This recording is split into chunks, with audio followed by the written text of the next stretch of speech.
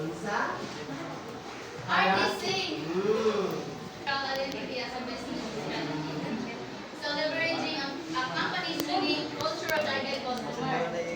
It's about learning who you are, your culture, your values, and identity into a strategic asset for your business.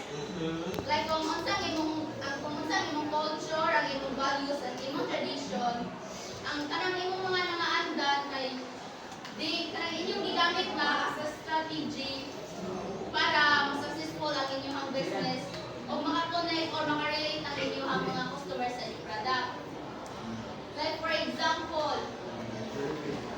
Jollibee uses the culture of the Nakuha ang tigog Jollibee. Ano?